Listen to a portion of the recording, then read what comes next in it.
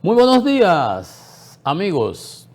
Francisco Antonio Méndez y el programa Economía y Mercado les saludan, señores, este lunes 3 de agosto del 2026, con 27 grados Celsius aquí en La Julia, Distrito Nacional. Bueno, agosto, entramos al octavo mes del año, 3 de agosto.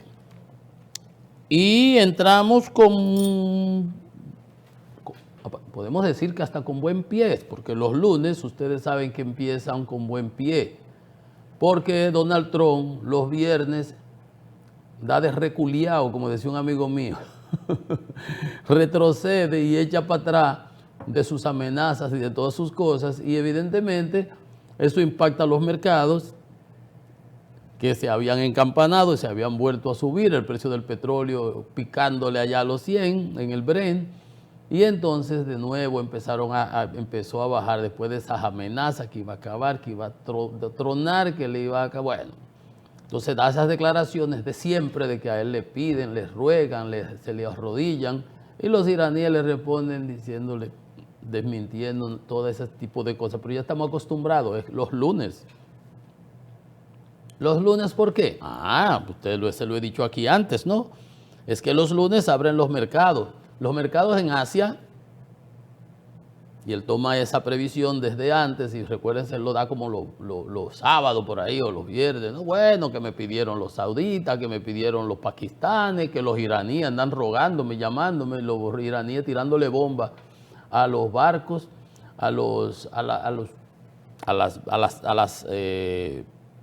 ¿cómo se llama? A las bases militares de Estados Unidos. Y el viernes, ¿dónde fueron a parar? O el jueves, a dos estaciones, a dos barcos, a dos facilidades de infraestructura energética en Egipto, que es el Mediterráneo, que lo había advertido Irán, que iba a expandir. Entonces teníamos un lío armado en el Golfo Pérsico, en el Estrecho de Hormuz.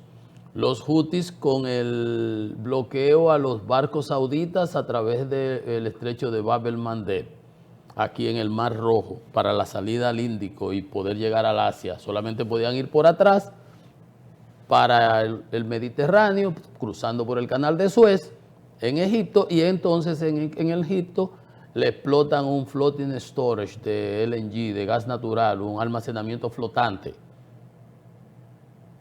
Un buque metanero gigantesco ahí explota de propiedad norteamericana y a otro barco.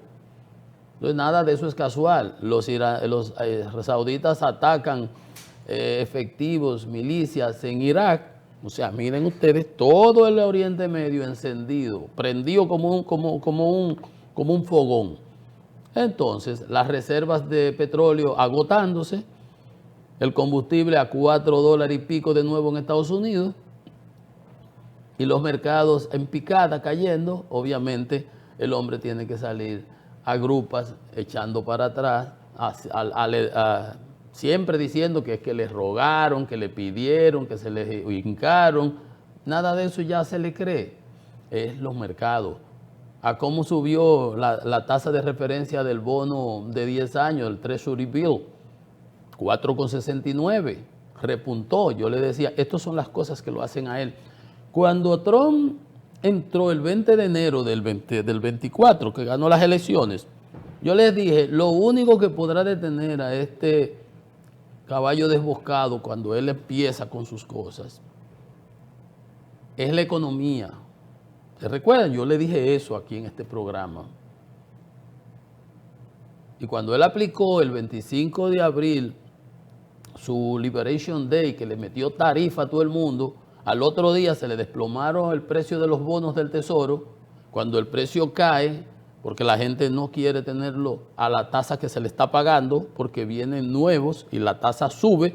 Yo vendo este que tengo a 4.50, por ejemplo, y voy y compro los nuevos que van a estar a 4.70, 4.80, que es muchísimo dinero, y eso es lo que le afecta a la economía. Con el dato que se dio de cómo había sido el crecimiento económico de 1.5 en el suelo, porque ellos proyectaban y pronosticaban que iba a doblarse, que cojan clase de aquí para que vean cómo que esos números se arreglan. Y obviamente con una situación como esa, la inflación volvió y repuntó, bajó un poquito cuando se apaciguó la cosa con el memorándum de entendimiento. Entonces eso es lo que hace que tenga que retirar, de que ya, que no van a atacar, que habló con Israel para aguantarse. Y obviamente los mercados ávidos, como yo les he dicho aquí, ávidos, ansiosos de una tranquilidad, pues repuntan de nuevo. Al día de hoy, el viernes cerró el crudo en 84,67, de 88 que había estado para arriba.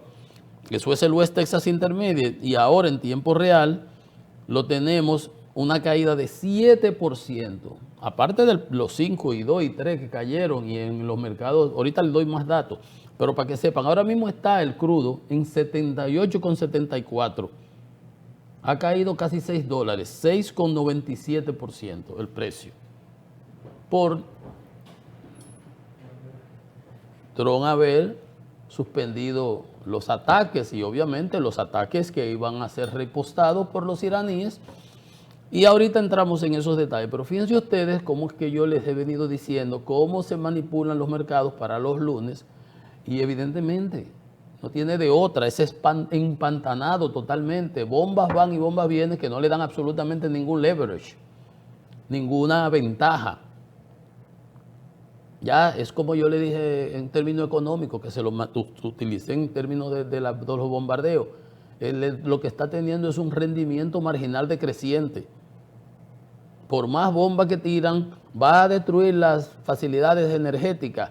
Irán le dijo, nos tocan una sola de estas facilidades energéticas y vamos a acabar con todas las de la zona. Y el petróleo se va a meter a 250, $300 el barril, quién sabe a cuánto.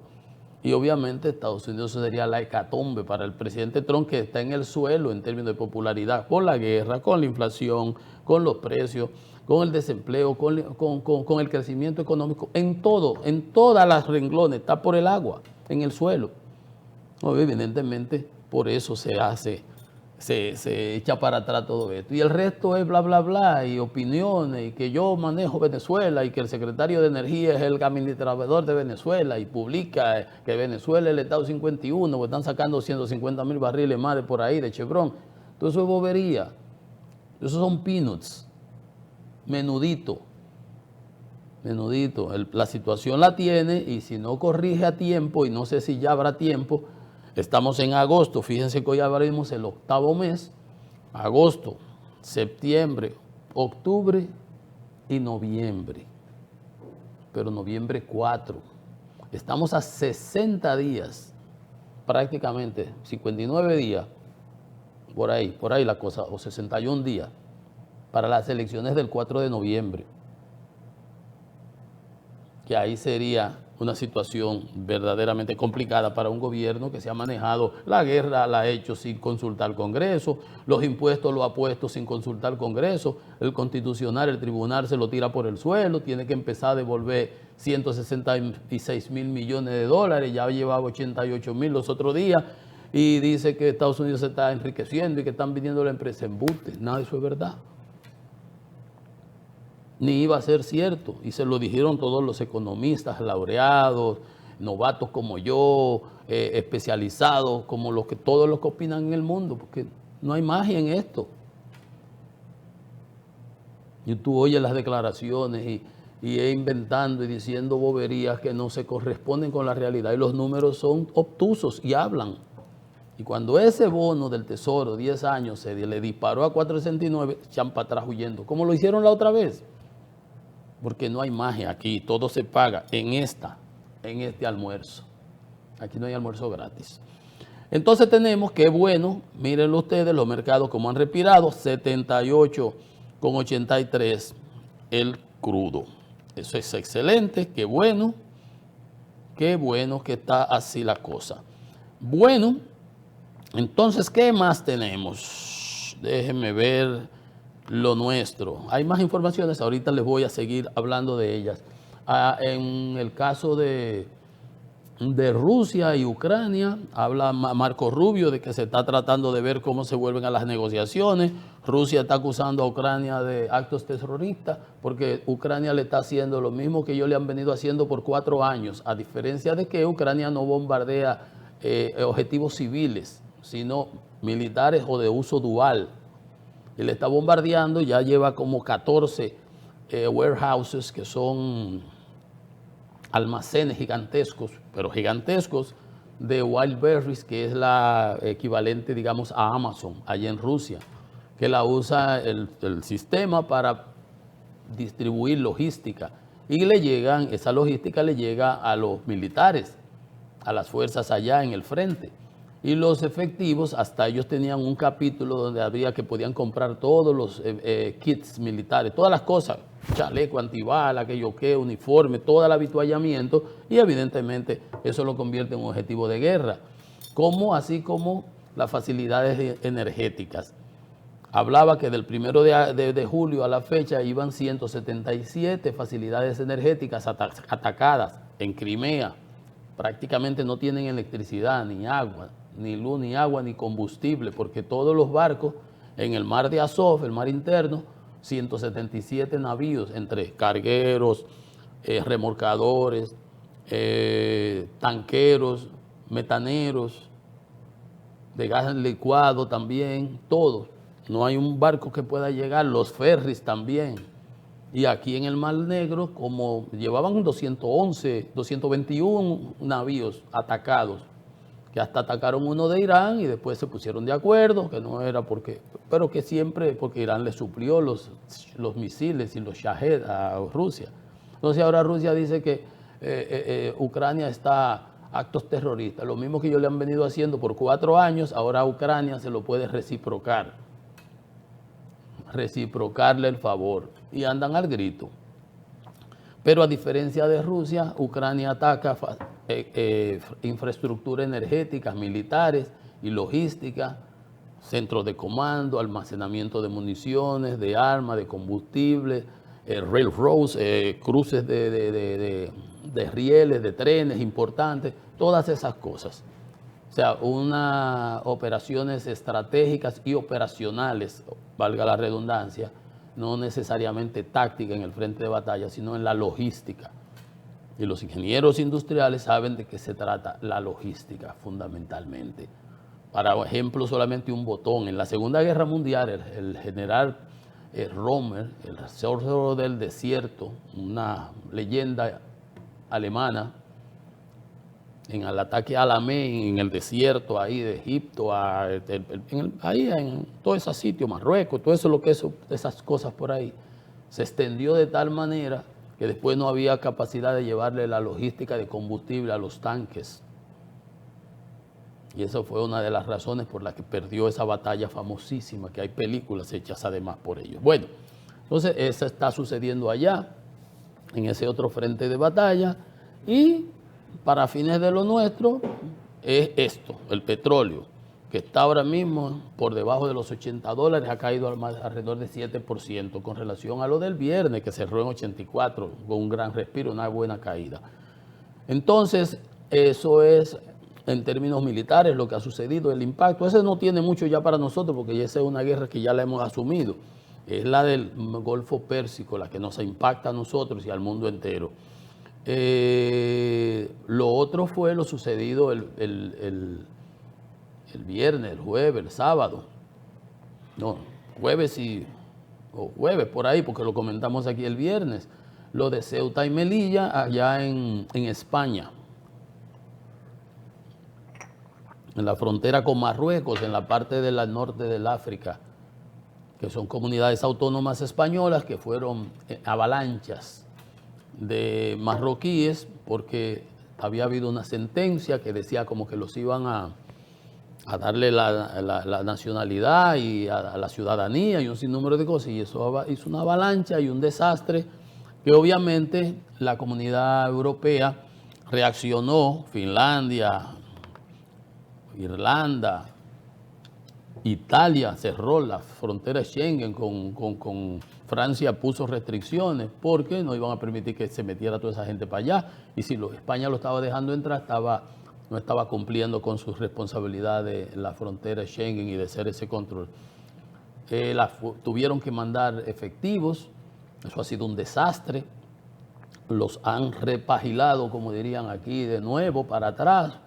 Entraron, se habla entre 50, 60, 70 mil personas. Hay más de casi alrededor de decenas de muertos, 70, 80 que se ahogaron porque hay un tramo que se pueden llegar. Pues dijeron que los que entraran sin violencia y eso, como que se lo iban a dar las cosas. Un desastre. Por eso yo hacía la importancia recalcaba la importancia el viernes aquí de esa sentencia 168-13 que evacuó nuestro Tribunal Constitucional, que tanto la criticaron y abjuraron de ella hasta el propio presidente Abinader y Juan Bolívar y su recua. ¿Se acuerdan? Del 2013. Esos pleitos que yo echaba están en las redes por ahí con Pavel Isa, que fue ministro de Economía, mi amigo Pavel, pero amor nos quita conocimiento. Manuel Robles, mi compañero de estudio, Manuel, asistente de la vicepresidenta. Eran pleitos que echábamos, todos esos abogados de todos que estaban apandillados y entonces obedecían al régimen de entonces, queriendo a Danilo, a Montalvo, que hicieron la ley después de regularización y querían meter más, aparte de los 200, que yo, cuántos mil que metieron ahí. Bueno, entonces esa frontera jurídica que la estableció la Constitución del 2010, que propugnó el presidente Fernández entonces, es lo que nos protege realmente. Porque a la hora de la verdad, ese murito, esa verja ciclónica, esa bobería que hay ahí, es importante mantenerla, es importante darle seguimiento, es importante evitar que pasen. Pero lo importante también es poderlo devolver. Entran en recua, devolverlo en recua. Que sepan que aquí no. Y si van a estar aquí, nosotros tenemos el derecho de deportarlo. Y deportamos a los que nos parezca y cuanto nos parezca y cuando nos parezca. Sin tener que pedirle permiso a nadie, ni a la ONU, ni a Estados Unidos, ni a nadie. Nosotros somos soberanos, como los Estados Unidos, como muy bien que aplique sus políticas allá, cumpliendo con las leyes y lo que sea, pero nuestra realidad es otra. Entonces, evidentemente que eso era una situación, tuvieron que mandar los militares a agarrar el desastre que se armó, una cosa va a quedar para la historia y de eso va a generar consecuencias porque hasta la propia Unión Europea va a tener que tomar medidas más drásticas con respecto a eso. Y bueno que suceda porque nos debe servir de aliciente a nosotros, de aleccionadora experiencia. Porque cuando usted ve la barba de su vecino arder, ponga la suya en remojo, aprenda de las lecciones. Entonces es tan importante, por eso se hablaba hasta de que cuando el Tribunal Constitucional y metieron unas gentes ahí que obedecen a gente en este gobierno, que son de los bufetes jurídicos, porque todos esos muchachos que usted ve por ahí, muchas funciones, todos trabajan para el mismo bufete jurídico. Y no voy a seguir hablando, porque tampoco eso es ni pecaminoso ni nada, pero para que ustedes sepan cómo se mueven las cosas aquí. Y el presidente de un tribunal que nombraron, y ahora que se van a nombrar los otros, ustedes sabrán lo que viene. Todo ese grupo que andan por ahí cobrando los 30% de las recaudaciones de los fraudes y las cosas, todos esos muchachos abogados andan por ahí y van a buscársela de nuevo. Buscársela entre comillas, vamos a decir. O sea, cada cual se acerca a donde la sombra lo proteja. Pero lo que les digo es que se dijo en alguna ocasión que una de las razones era para que se modificara esa sentencia 168-13, porque el enemigo de la nacionalidad, de la dominicanidad, siempre está al acecho. Y lo tenemos adentro, y lo tenemos en el gobierno. Todos esos prohaitianos que siempre lo hemos denunciado aquí, y los conocemos todos. Bueno, entonces importantísimo eso. Y tan importante que hubo reacciones. Italia, la Meloni cerró. El canciller dijo que eso fue impropio, usar la demagogia. La demagogia no. Ustedes hacen su papel en su país y controlan la situación o no venga a hablar, porque tuvo razón el del gobierno de Irlanda, Finlandia lo apoyó, hubo países, la Van der Leyen de la Unión Europea, que España tomara acciones, tomó acciones, tomaron el toro por los cuernos y devolvieron, han devuelto. Según, aparentemente la situación se ha normalizado, aunque hay opiniones al respecto que dicen que todavía no, pero se irá normalizando, ¿verdad?, en su realidad. Pero la situación fue tan complicada que hasta el rey Felipe VI expresó su preocupación con una comunicación oficial de la Casa Real. Yo conocí a Felipe siendo príncipe en la zarzuela. Una foto mía en Facebook por ahí saludándolo y relajando con él, haciéndole un chiste. Pero ahora es la Casa Real, porque es el rey de España. Y cambió su nombre, ya no es Felipe VI. Dice el rey Felipe VI de España, expresó su preocupación e indignación, como todos los españoles y como toda la gente de buena voluntad. ¿Qué es eso? Y dice que el Estado español debe evitar que esos hechos se repitan. Esa es la lección. Y esa es la que nosotros tenemos que aprender de ella también. Felipe VI ha expresado su preocupación e indignación por los graves acontecimientos ocurridos en Ceuta y también en Melilla. Y ha subrayado la necesidad de adoptar todas aquellas medidas que haya que adoptar, porque el Estado debe velar por su seguridad y por evitar que estos hechos vuelvan a repetirse. Dice el ministro de Interior que el sábado ya se había revertido la situación, que habían sido devueltos muchos de los que llegaron, se habla de 50, 60, 70 mil, que la ciudad está recuperando su normalidad, pero el presidente de Ceuta, del PP, dice que la ciudad no ha recuperado su normalidad, que hay miles de migrantes en las calles, la gente con miedo, la gente se trancaba, los negocios cerrados, estas turbas en las calles, agrediendo y de todo. Después salieron entonces los españoles a tomar el control y tuvo que llegar la Fuerza Armada, los militares, porque entonces es un desastre lo que se arma. El salvajismo impera. Nos congratulamos de que se haya iniciado los retornos, pero Ceuta no ha logrado la normalidad. Son las únicas fronteras terrestres de la Unión Europea con el África, con el continente africano. Y esa singularidad debe tener un reflejo efectivo en la normativa. Fíjense ustedes esa partecita diplomática que está diciéndose aquí. Y esa singularidad debe tener un reflejo efectivo en la normativa de cómo bregar con eso. Y los medios con lo que se cuentan, los medios. ¿Saben por qué yo hago hincapié en eso, de esa singularidad? O sea, esa característica particular que es en la frontera terrestre del norte del África con la Unión Europea, porque por ahí es que se entra, que eso también aplica a nosotros, la singularidad de nosotros ser una isla dividida en dos con un grupo de personas del otro lado que no son entes ni parientes de nosotros, que no tienen nada de común con nosotros, que lo que quisieran es venir para acá. Entonces nosotros tenemos que tomar esa singularidad para adecuar nuestras normativas y hasta nuestra conducta con relación a ese tema. Cuando el señor canciller, que es de ese grupo, de lo que yo digo, esos pro-haitianos de siempre, intentó pasar, y el gobierno, y Antoliano, y el presidente, sometieron aquella ley de trata, ¿se acuerdan? Que hubo que retirarla, el presidente Fernández se pronunció y le hizo 4 artículos, y el canciller le escribió, ripostó en artículos, respondiendo, está bien, democráticamente, y Antoliano defendiendo su mamotreto. Él argumentaba, y yo siempre repito esa parte, que decía, pero eso se usa desde la Primera Guerra Mundial, desde 1916, que se use desde entonces. Yo lo dije aquí el primer momento, a nosotros, ¿qué nos importa eso? ¿Qué tenemos nosotros que ver con eso? No podemos copiar lo que pasó por allá con una realidad muy diferente que la que nosotros vivimos aquí. Mírenlo aquí, Ceuta y Melilla son las únicas fronteras terrestres de la Unión Europea con el continente africano. O sea que tú pasas a pie.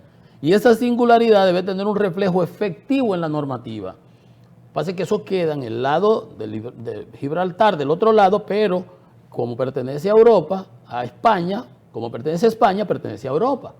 Y de allá se cruzan y por ahí se meten. Y por eso es la verja esa que hay de doble cosa. Y como quiera la vuelan y se tiran por el agua entonces. Y nadan unos 5 o 6 kilómetros, lo que puedan, o se tiran en balsa, en flotadores, lo que sea, hasta con 2 galones, a chapalear para allá, para cruzar, para entrar por el otro lado y no tener que cruzar, volar la valla y los militares, ni agredentes. ¿Se da cuenta? Esa singularidad debe tener un reflejo efectivo en la normativa y en los medios con los que se cuentan para sentar las bases que esto no se vuelva a repetir. ¿Ve cómo están hablando allá? Y lo dijo la Unión Europea, Van der Leyen. Entonces nosotros tenemos que aprender de esto, señores. Yo no estoy hablando de esto así por hablar, ¿eh? Estoy recalcando lo que decía entonces el viernes. Debemos aprender de esa realidad.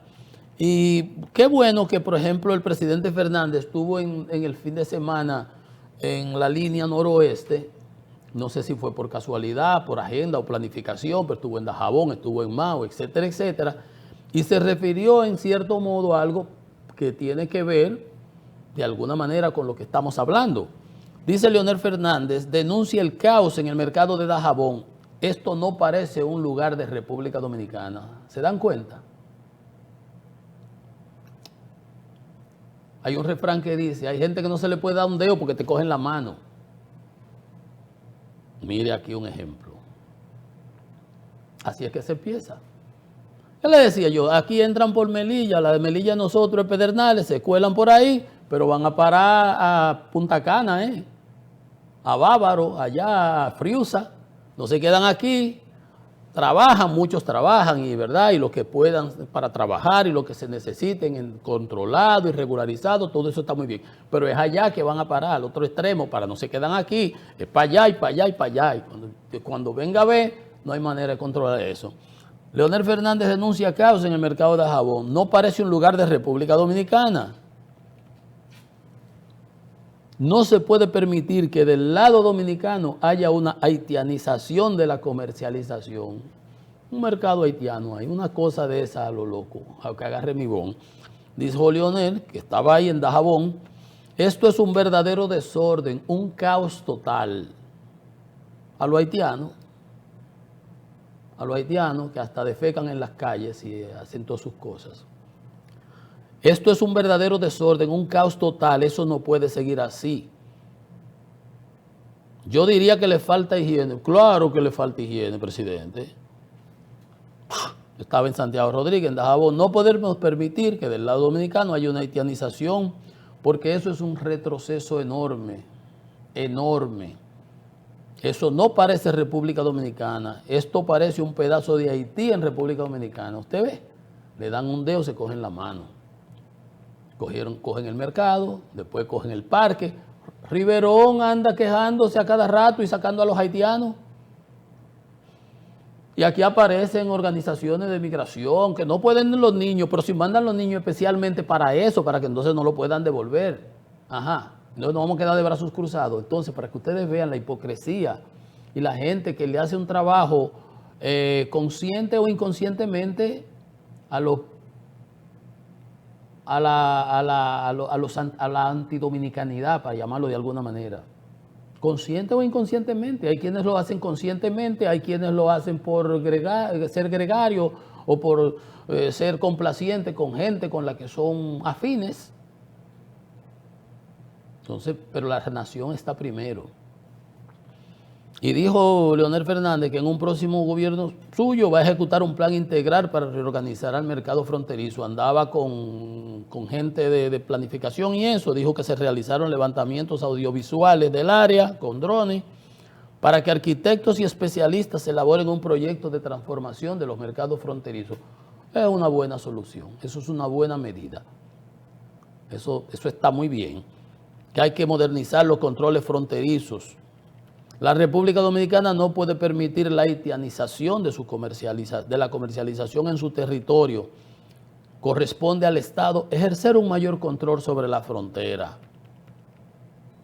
No podemos nunca admitir la inmigración legal, ni que se ingrese ilegalmente a la República Dominicana, porque entonces perdemos el control. Lo que pasó en Ceuta, en Melilla, en España, con Marruecos. Que Marruecos utiliza el tema migratorio a discreción como una ventaja, floja y aprieta y afloja. Como no controlaron de su lado, permitieron que todos pasaran. Eso pueden hacer los haitianos de aquel lado. Además, de aquel lado no hay control alguno. Por consiguiente, nosotros tenemos que tener una vigilancia redoblada en la frontera nuestra, de nuestro lado. No depender de que los haitianos paren de su lado a los haitianos, porque ellos la van. Los de allá, ellos hablan y ellos hablan su mismo idioma.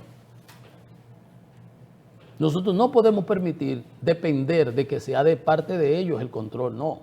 Nosotros es que no podemos permitir la inmigración ilegal, como dice Leonel Fernández. No podemos nunca admitir la migración ilegal, porque entonces perderemos el control y perderemos la nación.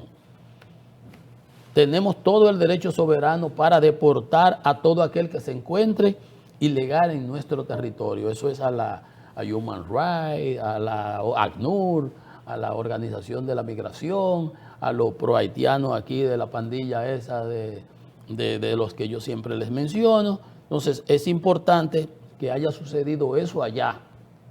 Pero más importante que haya sucedido eso allá es que nosotros hayamos aprendido de la lección. Y como dice esa partecita que le leí ahorita, la singularidad que implica tener esa frontera, eso es una característica nuestra, con unos vecinos que quieren venir para acá y nosotros tenemos que defender nuestro territorio, como cualquiera defiende su casa, su terreno, su terruño. Aprendamos la lección, tomemos medidas y seamos proactivos, adelantémonos. Y qué bueno que el presidente Fernández estaba por ahí y dio esas declaraciones, porque van justamente de la mano de lo que dice Felipe VI, el rey español, con lo que acaba de suceder. Y ojalá y no nos ocurra a nosotros. Entonces, para que no nos ocurra a nosotros, tenemos que ser proactivos, tomar medidas ex ante, para no tener que ser reactivos y tener que entonces, ¿verdad? Mira ahí cómo murieron 100 y pico tratando de cruzar, o sabrá Dios cómo allá. Si aquí se mueren 100 y pico de haitianos, nos cae encima la comunidad internacional. Nos cae encima, nos despeluñan. Pero no podemos permitir que perder la nación. Si nos tienen que caer encima, pues nos caigan encima. Una pausa. Esto es Economía y Mercado.